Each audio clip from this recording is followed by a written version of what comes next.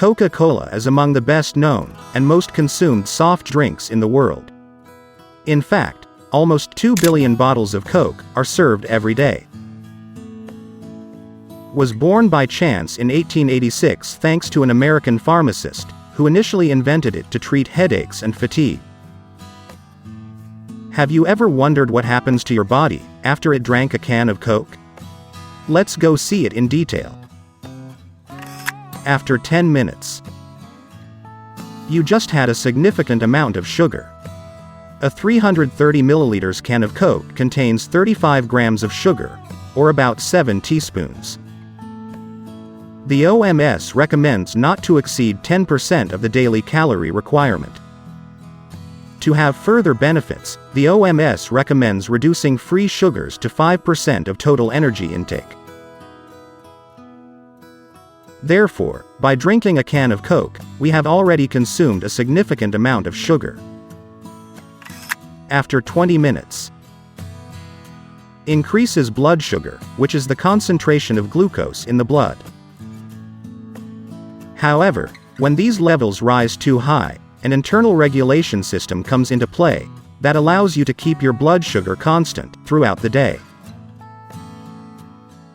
Insulin then intervenes, a hormone secreted by the pancreas, which has a hypoglycemic action, that is, it lowers blood glucose levels.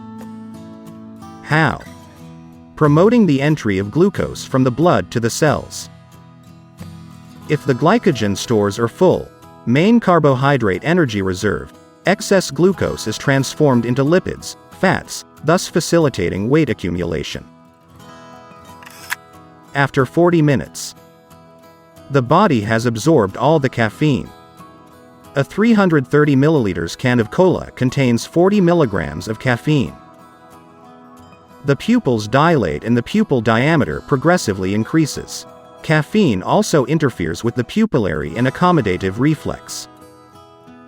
It also increases blood pressure, even if the effects are very variable, because they then depend from person to person, and how each of us metabolizes caffeine. On our brain, on the other hand, caffeine acts as an antagonist on the receptors of adenosine, a neurotransmitter that induces sleep, which are then blocked, in order to prevent drowsiness and improve concentration. After 45 minutes, increases the production of dopamine, the pleasure hormone. Stimulates the pleasure centers of the brain, as well as playing an important role in the control of movements, mood, attention, sleep, motivation and memory.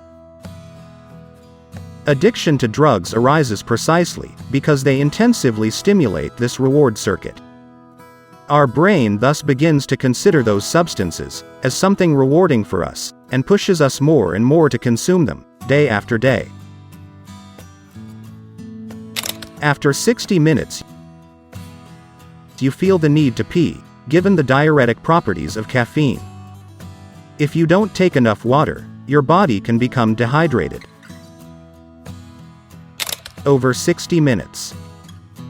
At the end of the glycemic peak, there will therefore be a dizzying drop in sugars. Blood glucose levels drop excessively, and we will therefore feel more tired and sleepy.